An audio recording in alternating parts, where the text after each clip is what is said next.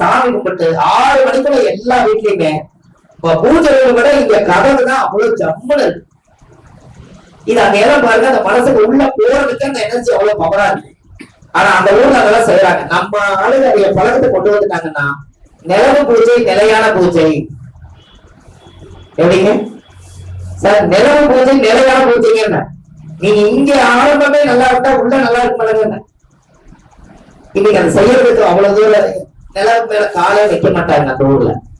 Sir அந்த நிலவு மேல நின்று தர்மம் பண்ண மாட்டாங்க. நிலவை தாண்டி வெளியில போய் நின்றுதான் தர்மம் பண்ணுவாங்க. உள்ள இருந்து தர்மம் பண்ண மாட்டாங்க. ஏன்னா இவங்களுக்கு அந்த நிலவுல இருக்கக்கூடிய புண்ணியம் எல்லாம் உள்ளத்துல இருந்து கொடுத்தா அந்த புண்ணியத்தை வாங்குறவர் வாங்கிட்டு போயிருவாரா? தர்மம் வாங்குறாரு இல்லைங்களா, அவருக்கு போயிருமா. அப்ப வெளியே போய்த்தானே தர்மம் பண்றாங்க. அந்த நிலவை மிதிக்கவே மாட்டாங்க. அதனாலதான் கோவில் கதவுகள்லாம் இருக்கும்போது நான் போகும்போது அதை மிதிக்கூடாது சொல்லி வச்சதுனால அவ்வளவு வருஷத்துக்கு தாண்டி போறோம். அது ஒன்றையே இருக்குமா? நம்ம தாண்ட முடியாது. இருந்தாலும் அதனால மிதிக்கூடாது மனசு கூச்சப்படுதா இல்லையா? எனக்கு நம்ம காலம் அவ்வளவு போகாது. இருந்தாலும் அதனால மிதிக்கூடாதுன்னு சொல்லிக்கிறான்னு மனசு அவ்வளவு கூச்சமாயி நீங்க ஒரு தாண்டலைக்கு பாருங்களேன். தாண்டி போக தொட்டு கும்பிடுவாங்க ஐயா. ஆமா, தொட்டு கும்பிடுவாங்க ஐயா. கடைசியில நிலவு அப்புறம் கடைசியில முடிச்சுட்டு வந்து கொடிக்கண்டதை கட்ட ஒரு கன்றுலாம் வச்சு அந்த பாடம் அதுதானே அங்க நின்று கும்பிடுறதால கருவை போய் செய்யுது. அப்ப அந்த காலத்துல நிலவு பூஜை நிலையான பூஜை. அப்ப நீங்க ஒண்ணும் வேண்டாம். அப்ப நாலாவது வீடு ஐயா, நாலாவது வீடா இப்பதான் மாத்திட்டாங்களா? இப்ப இல்ல, அதேதான். சரி, ஏன்னா நீங்க பேசாம இருக்கிறதுனால மாத்திட்டாங்களோ? மாத்தல. 4ஆம் இடத்துல சனி இருக்குன்னு வச்சுக்கோங்க. அந்த வீட்டுல வாஸ்து தோஷம் ஆட்டோமேட்டிக்கா வந்து சனியில குறைவே இவ்வளவுதான். இத குரு பார்த்தால் அது அந்த வாஸ்து சரி பண்ணுங்க அனுபவம் சொல்லுது ஐயா. தானே குரு பார்த்தா சரி பண்ணுங்கன்னு சொல்லுது. 4ல சனி இருக்குது இல்ல, 4ஆம் இடம் சனி பார்க்குது. அப்படி இருக்கிறவங்கள தோஷம் நிவர்த்தி ஆகணும்னா, வாஸ்து தோஷம் நிவர்த்தி ஆகணும்னா 4ல சனி இருந்தா வெளியில ஆசகம் வாங்கி பிச்சை எடுக்கக்கூடிய பிச்சைக்கார் அவர் ஒரு நாள் வீட்டுக்கு போயிட்டு வந்து வயிறா சோறு போட்டு சாப்பாடு போடுங்க, வாஸ்து தோஷம் நிவர்த்தி ஆகும். ஐயா அது அந்த ஆளுங்க என்ன சொல்லுது சார்? 4ல சனிங்குது. சனினா அழுக்கு, சனினா சூற, சனினா குளிக்காதவங்க. அவங்க யாரா இருப்பாங்க? யாசகம் வாங்கி சாப்பாடு இருப்பாங்க. அது 4ஆம் இடம் வீட்டுக்குள்ள இருக்குது, நம்ம வீட்டுக்குள்ள. அப்படி நினைங்க. அப்படி நீங்க அவரை கூட்டிட்டு வாங்க ஒரு மனையாக்க கூட்டிட்டு வந்து சாப்பாடு போட்டு அவங்க வயிறார சாப்பிட்டு போனா அந்த 4ஆம் இடத்துக்கு சனி வந்து போனதுக்கு அப்புறம் அந்த வீட்டுல நீதிபதியா நீதிமானா இருப்பீங்கல்ல. சொன்னீங்க பாக்கு மட்டும் வருதுங்க ஐயா. பாக்குன்னா குறையும். பாக்கு மட்டும் வருதுங்க. சனி நிவர்த்தியானா பாக்கு மட்டும் வருதுங்க. பாக்கு வந்து குழந்தையும் இல்ல, வெத்ததான் இருப்படா. அப்போ எப்பவுமே அந்த 4 சனி இருக்கா. 10ல சனி இருந்தா பிச்சை இருக்கிறவங்களுக்கு முதல் போய் டீ வாங்கி கொடுத்துட்டு வந்து தொழில் இருக்காருங்க.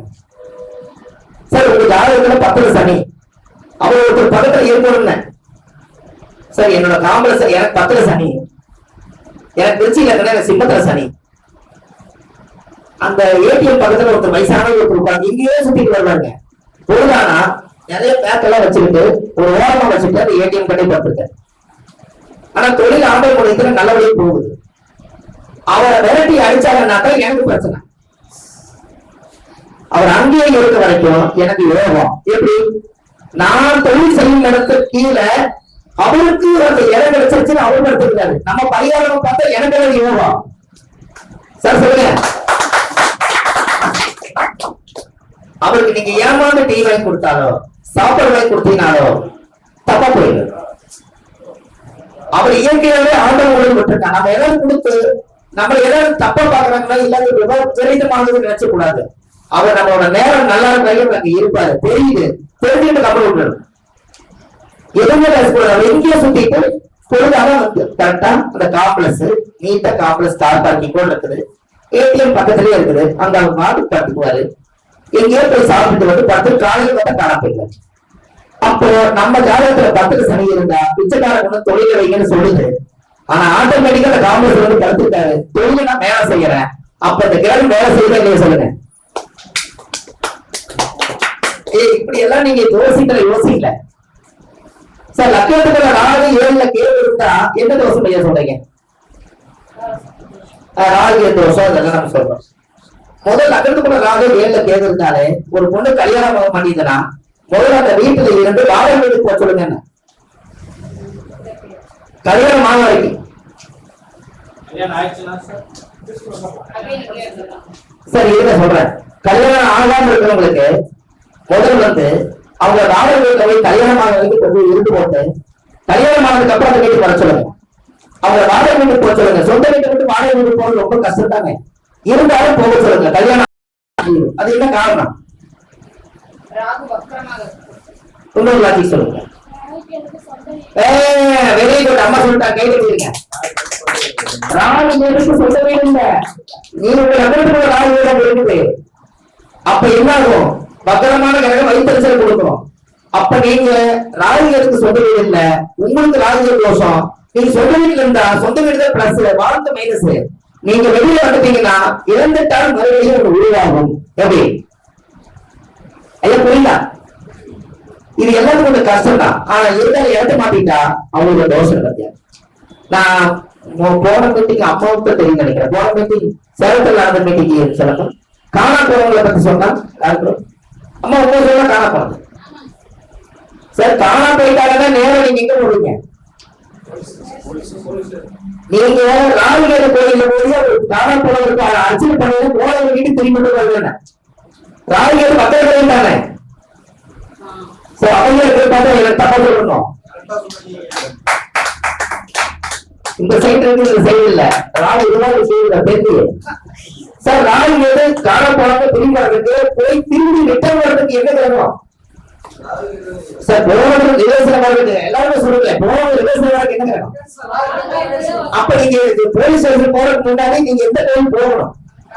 அப்ப ராகு குப்புச்சாமி ஒருத்தர் காண போயிட்டாருன்னா ராகுகேது போய் நீங்க அர்ச்சனை பண்ணி குப்புச்சாமி நல்லபடியா பெரியமன்றோட அபிஷேகம் பண்ணி சாமி கும்பிட்டு வந்தீங்கன்னா அவர் என்னமோ தற்கொலை பண்றதுக்கோ இந்த குடும்பத்துக்கு போறப்போ மனநல பாதிக்கப்பட்டு போவோம்னு நினைச்சுட நீங்க இங்க போய் சாமி கும்பிட்டு போயிட்டீங்கன்னா அவர் போனவரு அர்ச்சனை பண்ணும்போது மக்களா மறுபடியும் நம்மளே போயிருந்தாலும் பழம் வீடு திரும்பி வந்துருக்காங்க. எப்படி ஐயா சொல்லுங்க. மனசு மாறிடுவார். ராகுகேது வக்கர கிரகம். சார் ராகுகேது வக்கர கிரகம். வக்கரமான கிரகம் வைத்தறிச்சல் கொடுக்குமா? அந்த வைத்தறிச்சல்னால நான் வீட்டை விட்டு போறேன்னு புடிச்சிட்டு போறான். கேட்டீங்களா ஐயா? சுத்தர வக்கரமான என்ன சொல்லுவாங்க ஐயா? ஐயா சுக்கர வக்கரமான என்ன ஆகும்? ஒரு ஆணுடைய ஜாதகத்துல ஒண்ணு கொட்டி தூக்கி போறேன்னு சொல்லுவோம். செவ்வ வக்கரமா இருந்தா கொண்டாடி கிட்ட யாரு சொல்லுவா? மாப்பிள்ளை நான் எங்கே போறேன், அவர் வீடு தான் நான் எங்கே போறேன். அப்ப வக்கரம் என்ன செய்யுதுங்க? அந்த இடத்துல இருந்து இன்னொரு இடம் கோவச்சுட்டு வெளியில போறது இல்லையா? அதனாலதான் இப்படி குரல்கள் வக்கரமா இருந்தால் விழுப்புரம் மாவட்டத்துல திருவக்கரையில வக்கரகாளியம்மன் கோயிலே இருக்கு.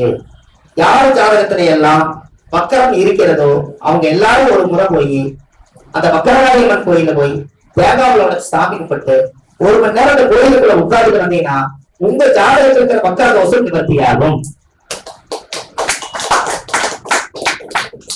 சார் யாருக்கெல்லாம் கேன்சர் வருது அவங்க வம்சத்துக்கு அந்த கேன்சர் வராம நிற்பறணும் ஒரு கோயில்கள் வந்து பிரிச்சு பார்க்கலாம். யாரும் தெரியுமா?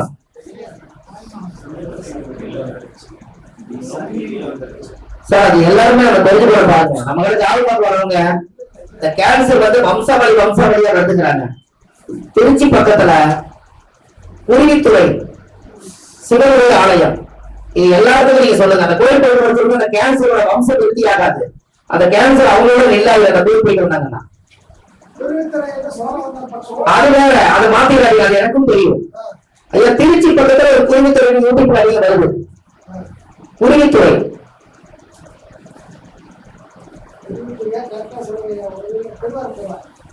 ஐயா இதை நான் கேட்டேன். அது வந்து கருப்பட்டி போற வழியில குருவித்துறையில இருக்குது ஒரு கோயில். திருச்சியிலேயே ஒரு குருவித்துறை இருக்குது. எல்லாரும் நிறைய பேர் போய் சாமி கும்பிடுறாங்க. இத்தனை காலமா தெரியல, இப்ப அது கிடைச்சிருக்குது. அந்த கோயிலுக்கு எல்லாரும் போக சொல்லுங்க. அவங்களுக்கு வம்சாவளியா வந்துட்டு இருக்கக்கூடிய கேன்சர் அந்த கோயில் போயிட்டு வந்தாங்கன்னா அங்கிருந்து தொடராது. அதனாலதான் அந்த ஒரு புதியமான காரியத்தை உங்களுக்கு சொல்றேன் ஐயா. சொல்றாரு சார், அது கேன்சருக்கு தான் அந்த கோயிலே ஒரு காலத்துல கட்டிக்கிறாங்க. அதுக்கு பேரு தமிழ்ல புற்றுநோய். இந்த புற்றுநோய்க்கு ஒரு சிவனை வந்து பிரதிஷ்டை பண்ணிருக்காங்க. அந்த கோயில்ல சாமிக்கு அபிஷேகம் பண்ண தீர்த்தத்தை வாங்கி குடிச்சால் அவருக்கு கேன்சர் குணமாகுது. 5 வருஷம் உயிரோட இருக்கிறவங்க 10 வருஷம் உயிரோட இருக்காங்க. இது போதும் நம்மளுக்கு. ஐயா, கேன்சர் என்னமோ உயிர் பிடிதான், மரணத்தை என்னமோ நெருங்கிட்டு வர்றது உறுதிதான். அந்த கோயிலுக்கு போயிட்டு வந்தாலும் மரணத்தை தள்ளி போடுறதுன்னு சொல்றேன். அந்த கடவுள் ஒரு சக்தியால் நடக்குது. சார், கடவுள சனி இருக்கிறவங்களுக்கு கொஞ்சம் இதய தொந்தரவு கொஞ்சம் இருக்கும். கடகத்துல சனி இருக்கிறவங்களுக்கு அந்த இதய கோளாறு பிரச்சனைகள், அவங்க வம்சத்துல யாராவது மாரடைப்பு பிரச்சனை, ஹார்ட் ப்ராப்ளம் இங்கிலீஷ்ல இதெல்லாம் இருக்கும். அது எதனால கடகத்துல சனி இருக்கிறதானே சொல்லுங்க. சந்திரன் வேகம், சனி தாமதம். வெரி குட், வெரி குட், கரெக்டா சொல்லிட்டீங்க. 4ஆம் இடம் என்பது அந்த நெஞ்சு பகுதி. அதனால அந்த இடத்துல சனி என்பது தாமதம். இவங்களுக்கு ஒரு பரிகார கோயில் சொல்றேன். நீங்க அந்த கோயில் பேர் சொல்லுங்க, ரெடியே. இந்த பரிகார கோயில் வேணுமா இல்லையா? சொல்லாங்க பாருங்க சார். சென்னை மாவட்டத்துல சென்னையில இருதய ஈஸ்வரன் இருக்கிறார். கோயில் பேரு, சாமியோட பேரு இருதய ஈஸ்வரன். இதயத்தில் கோயில் கட்டி வைத்து சந்தன கருப்பாணி குடியிருக்க வேண்டும். உள்ளத்தால் உழைப்பாடு நான் உளமாற அருள் தந்திட வேண்டும் அப்படின்னு பாடி இதயத்திலேயே கோயில் கட்டி கும்பாபிஷேகம் பண்ண இடம் இருதய ஈஸ்வரர் சென்னையில இருக்கிறார். எப்படி? அந்த சென்னையில இருதய ஈஸ்வரர் போடுங்க, யூடியூப்ல அந்த லொகேஷன் கிடைச்சிரு கொடுத்து. இதயத்துல கோயில் கட்டி வச்சுக்கிறாங்க. பத்தாதுங்களா ஐயா? நம்ம இதயத்துல யாராவது வச்சிருக்கிறோம், மனசு பிடிச்சவங்க இதயத்துல வச்சிருப்போம். அவர் உலக மக்களுக்காக இதயத்துல கோயில் கட்டி வச்சிருக்கிறாங்க ஐயா. அப்ப சொன்னது தவறா தவறா நீங்க இருக்கீங்களோ?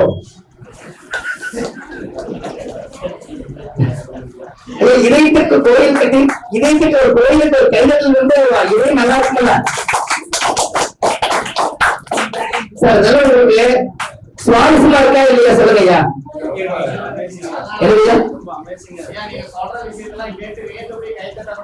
ஓ, கைதட்ட பயங்கர ஐயா. நான் எதுக்கு அடிக்கடி கேட்டுக்கிறேன்னா, ஃபேன் 5 ஓடுது, நீங்க தூங்கிட்டு இருக்கிறீங்க எனக்கு தெரியணும்ல சார். இருதயேஸ்வரர் கோயில சிவன் கோயில், இருதயேஸ்வரர் கோயில் இருக்குது பாருங்க. நாம பெரிய ஜோதிடர் அப்படின்னு சொல்றதுக்கு ஒண்ணுமே இல்லை. அப்ப முன்னோர்கள் எல்லாம் ஒருத்தருக்கு காற்றாவல வந்துட்டா அந்த காற்றாவலத்துக்கு வைத்தியமே கிடைக்கலன்னா கடவுள் எங்க போவாங்கன்னு தெரிஞ்சு அதுக்கு ஒரு சித்தர் தவம் பண்ணி ஒரு இருதயேஸ்வரர் கோயிலை கட்டி அந்த சித்தரோட ஜீவ சமாதி ஆயிட்டார். எப்படியும் இது கரெக்டா? அப்ப எவ்வளவு சொன்னீங்க. அப்போ அந்த பாவங்களை கூட பிரிச்சிருக்காங்க. மேசம்னா தலை, ரிஷபம்னா கழுத்து, மிதுனம்னா தோள்பட்டை, கடகம்னா மார்பு, சிம்மம்னா வயிறு, கண்ணினா இடுப்பு, துலாம்னா சிறுநீரகம், விருச்சிகம்னா ஆசனவாயு கர்ப்பப்பை, தனுசுனா தொடை, மகரம்னா கணுக்காலு, கும்பம்னா முழங்காலு, நீளம்னா பாதம். இந்த பிரிச்சு அந்த காலத்துல இதை செஞ்சிருக்காங்க இல்லையா? அப்ப எல்லாத்துக்கும் அந்த காலத்துல நம்மளோட உடம்புல இருக்கக்கூடிய அத்தனை நரம்புகளுடைய கோயிலும் இந்த உலகத்துல தான் இருக்கு. அப்ப நாம அதை எடுத்து பல மக்களுக்கு என்னதான் நம்ம பூத பரிகாரங்கள் செய்தாலும் கூட நமக்கு மேல இருக்கக்கூடிய சக்தி கடவுள் பிரபஞ்சத்துல இருக்குது. நம்ம 100 வருஷம் உயிரோட வாழ்றோம், 120 வருஷம் வாழ்றோம். ஆனா கோயில் 5000 வருஷம் வாழுது. எங்க சக்தி அதிகம் இல்ல? அப்ப நமக்கு மீறி நம்ம வாழ்ந்து முடிச்சுட்டு நம்மளை மண்ணுக்குள்ள இறக்கிடுவாங்க. ஆனா கோயில் அப்படியே இருக்குது. அப்ப நம்ம எப்பவுமே ஒரு உயர்ந்த விதத்தோட ஒரு ஆலய வழிகாட்டியா நம்மளும் இருக்கணும் அல்லவா? அப்படி இருந்ததுனாலதான் அப்போ சுந்தர் மாணிக்க வாசகர்கள் எல்லாம் இன்னைக்கு வரலாறுல இடம் பிடிச்சிருக்காங்க. கரெக்ட் ஐயா? அவங்களும் ஒரு நம்மளை போல ஒரு அவங்க அம்மா 10 மாசம் தானே பெற்றது, ஏதோ எச்சா பெற்றதா இல்லையா? இல்ல. அப்ப அவங்களெல்லாம் ஒரு வரலாறு வந்ததுக்காகவே நம்மளை போல ஒரு ஜோசியர்களுக்கு ஒரு ஞானம் பிறந்து அந்த ஞானத்துல இருந்து உருவாகி ஒரு கோயிலை கட்ட சொல்லி பல விதமான சிற்றங்கள் எல்லாம் செஞ்சு கும்பாபிஷேகம் பண்ணி கடைசியில சிவனே எழுதி சொல்லி யாரெல்லாம் ஜீவசமாதி ஆகிட்டாங்களோ அவங்க எல்லாம் அங்க வந்து ஜீவசமாதி ஆகணும்னு சொன்னீங்க. இந்த சிவனை விட்டுட்டு என்னை வேற எங்கேயும் போய் பொறிச்சிடாதீங்கன்னு அவங்க தியானம் பண்ணி முடிச்சதுக்கு அப்புறம் இந்த உடம்ப அவங்களுக்கே சமர்ப்பணமா கொடுத்துட்டாங்க. எப்படி ஐயா ஜீவசமாதி எல்லாம் தானே, அந்த உடம்ப உயிர் தான் ஆத்மா எடுத்துருச்சு. சிவன் எடுத்துக்கிட்ட அந்த உடம்பையும் கூட வேற எங்க துரு மண்ணில் கொண்டு போய் புதைச்சிடாதீங்க. எங்களை எல்லாம் துஷ்டமான மண்ணில் கொண்டு போய்க்காதீங்க. நான் கடவுளுக்காகவே வாழ்ந்தோம். எங்களை ஒரு ஓரத்துல இந்த புனிதமான ஆத்மாவை அந்த கோயிலே எங்கேயாவது ஒரு இடத்துல உடம்ப மூடி எங்களை குளிரோடு வச்சிருக்கேன்னு சித்தர்கள் அந்த காலத்துல எழுதி வச்சு போனதுனாலதான் சித்தர்களுக்கெல்லாம் ஜீவ சமாதியும் சித்தர்கள் சமாதியும் கோவில உருவானது காரணமே அவங்கதான் நம்மளோட சிவன் பக்தர் இருந்திருக்க. நீங்க அமைதியாக பார்த்தா இந்த சித்தர்கள் இல்லாம பித்தர்கள் கூட பேச முடியுமான்னு தெரியல. ஐயா கரெக்டா சொல்லுங்க. அப்ப இனிமேல் நம்ம சித்தருடைய ஜீவசமாதி கோயில் போல சித்தரை கும்பிட்டு இருந்தா நல்லதாங்க ஐயா. சார் மரகத லிங்கம் சொல்றோம். மரகத லிங்கம் எல்லா பக்கம் இருக்குது. நம்ம பழனி மலையில கோவில் சமாதி கோயிலும் ஒரு லிங்கம் இருக்கு பாத்தீங்களா? ஆனா அது யாரும் மரகத லிங்கம் யாரும் சொல்றது இல்லை. கரெக்டா என்னையா? ஆவணதான் அது ஒரிஜினல் முன்னாடியே இருக்கு. யாருக்கெல்லாம் காட்சி கொடுக்கலையோ நீங்க அங்க போனா முன்னாடி பாத்துக்கலாம். முன்னாடியே வச்சிருக்காங்க. கோவில் சமாதியில முன்னாடி இருக்கிறது மரகத லிங்கம் தான். அத சொன்னாதான் அது பாதுகாப்பு. சொல்லி அது பாதுகாப்பு இல்லை. ஆனா இருந்தாலும் அது மரகதலிங்க சாமி தான். அவ்வளவு ஒரு பவர்ஃபுல்லான சாமி தான். அதை வச்சு பூஜிக்க ஒண்ணு விருந்துல இல்ல பேச்சுல. ஏன் மீனத்துக்கு 7 பாதகம், தனுசுக்கு 7. புரியுதுங்களா?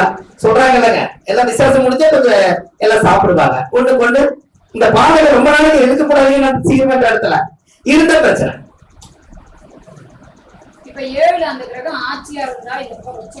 அது எச்சா இருக்குமா? ஆட்சியா இருந்தா பவர் ஜாஸ்தி தானே. இப்போ ஒரு ஆண் ஜாதகத்துல லக்னத்துல தனுர் லக்னமா இருந்தா 7ஆம் இடம் புதன். அப்ப மனைவி வந்துறாங்க இல்லையா? அப்ப அவங்களோட 7ஆம் அதிபதி நல்லா பாத்துங்க. தனுசு லக்னத்துக்கு 7 கூடிய ஒரு பாலக அதிபதி இவரோட ஜாதகம் ரொம்ப ஸ்ட்ராங்கா இருக்குது. சம்சார ஆட்சியா இருக்குது. இவர் கல்யாணம் பண்ண சம்சாரத்தை சரியா குணந்தரமா பேசி அமைதியா வாங்க கண்ணு போங்க கண்ணுன்னு சொன்னாதான் இவர் வாழ்க்கை உண்டு. இல்லையா அது எடுசாமி அத வயசாமி நீங்க சாமி போகாத. ஏன்னா 7ஆம் அதிபதி உங்க ஜாதகத்தை நீங்க ஸ்டார்ட் பண்ணி வச்சுக்கிறீங்க. அது என்ன ஆகும்? என்ன சார்? சார் யாரு பவர் இல்ல? 7ஆம் அதிபதி அச்சத்தை யாரு ஸ்டாக்கு? மனைவி ஸ்டாக்கு. நீங்க போய் இங்க வருமா, நீ வந்துட்ட சாமி குத்தர கேட்க கூடாது, போய் துணிமணி எல்லாம் விட்டு எல்லாத்தையும் துவைச்சு டெய்லி எங்க அம்மா அப்பா அதெல்லாம் போட குடி அப்படின்னு சொன்னா இதுல ஒரு 3 நாள் முடிட்டு கேரக்டர் மட்டும் தெரிஞ்சுட்டு அப்புறம் வரைஞ்சு வெட்டிக்கு அப்புறம் போய் சாராம. புரியுதுங்களா? அப்போ அந்த பாரகாதிபதி அந்த இப்ப ஒண்ணும் வேண்டாங்க. என் ஜாதகத்தை 7 கூடியவர் ஆச்சு. யாரும் ஜெயிப்பாரு? எங்க வீட்டுக்காரங்க ரொம்ப நேர்மையா இருப்பாங்க. நான் ஏதோ ஒண்ணு தப்பிச்சு போலான்னு நினைப்பேன். அவங்க கேட்டா பதில் சொல்ல முடியாது. எதனால? அவங்க ஆட்சியா இருக்காங்க. யாரு ஜாதகத்துல? அப்ப நீங்க என்ன பண்ணணும்? நான் நாமக்கல் வந்திருக்கேன், கிளாஸ் முடிஞ்சது உங்களுக்கு நான் போன் பண்றேன், சாப்பிட போறேன், இதெல்லாம் நீங்க அங்க கரெக்டா ஒப்படைக்கிறீங்கன்னு வைங்க. அதிகாரம் எங்க வேலை செய்யும். அப்ப இது தெரிஞ்சதுனால நம்ம ஜோசி படிச்சதுனால ஓரளவுக்கு அமைஞ்சு போறோம். இல்லைன்னா என்ன ஆகுறது? இதெல்லாம் நம்ம யோசிக்கணும். ஆரம்பத்திலே 7 கூடியவர் போகலாம். அப்ப நம்மள கல்யாணம் பண்ண போது சாதாரணமா தான் வந்தாங்க. இப்ப நான் ஒரு கார்ல வர்றேன், அந்த கார் என்னோடதுன்னு வச்சுக்கோங்க. அந்த கார்ல வர்றேன். இப்ப ஜோசிகாருடைய சம்சாரம் கார்ல போடுவாங்க. இது யாரு கொள்முதல் போட்டது? ஜோசிகர். அனுபவிக்கிறது யாரு? ஜோசிகர் சம்சார கார்ல போகுதான். புரியுது உங்களுக்கு? அப்ப 7 படம் இல்ல அது சொல்றத வைத்து வந்து எவ்வளவு எப்படி வேலை செய்யுங்க. இன்னொரு விஷயம் பாருங்க, அவங்க எங்க என்ன வீட்டு 7 வெச்சில இருந்து 7 கூடியவர் யாருமா? ரைட்டு. அந்த சுக்கரன் எங்க பாக்குறோம்? நான் வீட்டுக்குள்ள மாடி போனாலும் அவங்க அங்க பாப்பாங்க. நான் கீழே வந்தாலும் அங்க பாப்பாங்க. நான் காலுக்குள்ள உட்கார்ந்தாலும் பாப்பாங்க. அப்புறம் தூங்கினாலும் தூக்கிட்டாரு பாத்ரூம்ல இருக்கிறாரா வெளியே வந்து பாப்போம். சார் அந்த கிரகம் என்ன பண்ணுது? சார் சனி வந்து எனக்கு சிம்மத்துல இருக்குது. 10ஆம் பாடத்தை எங்க பாக்குறோம்? சிம்மத்தை பாக்குமா? சொல்லுங்க, நல்லா சொல்லுங்க. சிம்மத்துல இருந்து சனி எங்க பாக்குறோம்? சார் சிம்மத்தை பாக்குறோம். இது என்ன லாஜிக் தெரியுங்களா? சனி சுக்கரன் சேர்க்க பணம் வரவா? நான் கல்யாணம் பண்ணதுக்கு அப்புறம் நான் வந்து காசு சம்பாதிக்க ஆரம்பிச்சிட்டேன். எப்படி? கல்யாணம் பண்ணதுக்கு அப்புறம் அது ஆரம்பிச்சிட்டேன். இன்னொரு மைனஸ் தெரியுங்களா? சனினா வேலைக்காரர் தானே. சனினா வேலைக்காரர் தானே. எங்க வீட்டுக்காரமா சிம்மத்துல இருந்து நேரம் எங்க பாக்குதுங்க? 7ஆம் பாவத்தை பாக்குதா? அந்த வேலை வந்து அதுவே வாங்கிக்கல, வேற அங்கதான் வாங்குதுங்க. அது இருந்து என்னை தானே பாக்குது. நான் இதை குடிக்கும் போது அவங்கள போதெல்லாம் சுக்கரனை சனி பார்த்தா சம்சாரத்துக்கிட்ட வேலை வாங்கிடலாம். புரிஞ்சுங்களா? சம்சாரத்துக்கிட்ட வேலை வாங்கிடலாம். ஆனா அந்த கல்யாணம் பண்ணுவாங்க. சார் சனி வந்து வேலையா இருக்காங்க, யார பாக்குது? அப்ப சுக்கரன் வேலை செய்ய சொன்ன வேலை செய்வாங்க என்ன? சரி, என் ஜாதகத்துல சுக்கரன் ஆச்சு, ஆனா சனி என்ன பண்ணுதுன்னு என்ன வேலை சுக்கரனை பாக்குது. அப்ப நம்ம என்ன பண்ண வேலை சொன்னா கேட்பாங்க, வேலை சொல்லி கேட்பாங்க. ஆனா அவங்களுக்கு நீங்க படிச்சு விழுவலைன்னா 7 வராது லக்னத்துக்கு. புரியுதுங்களா உங்களுக்கு? இது நம்ம ஜாதகத்துல இதை அழிஞ்சு நம்ம வாழ்ந்து போறோம். அது மிருகசீரிஷ நட்சத்திரத்துல இருக்குதுங்க எங்க வீட்டுக்காரமா செவ்வாய். இப்ப செவ்வாய் என்னாச்சுங்க, என் லக்னாதிபதி நட்சத்திரம் வாங்கிடுச்சு, 2க்கு கனெக்ட் ஆயிடுச்சுங்களா? இந்த ஜென்மத்துல இந்த மனைவியோட வாழ்றது விதி. நான் முடிச்சுக்கலாம், என்னோட லக்னாதிபதி யாரு? அது எந்த நட்சத்திரம் வாங்கிடுச்சுங்க, அவ்வளவுதான். இது முதல்ல நம்ம தெரிஞ்சுக்கிட்டா ஒரு 100 வருஷம் நம்ம வாழ போறோம்னா 100 வருஷம் அர்ச்சனை பண்ணும் போது அதுக்கு சேர்த்து அர்ச்சனை கட்ட பிரச்சனை முடிஞ்சது. இல்லையா பிரச்சனை கரெக்டுங்களா ஐயா?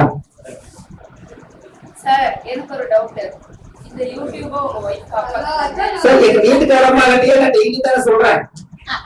எங்க வீட்டுக்காரம்மா யூடியூப்ல பார்த்தாங்க சார், அது நீங்க கணவன் மனைவியே சொல்றது சார், கருத்தரங்கத்துல சொல்றது அடி வாங்க. சார் உதாரணத்துக்கு ஜாதகம் வேணும்னா எங்க வீட்டுக்காரம்மா ஜாதகம் தானே இருக்கு.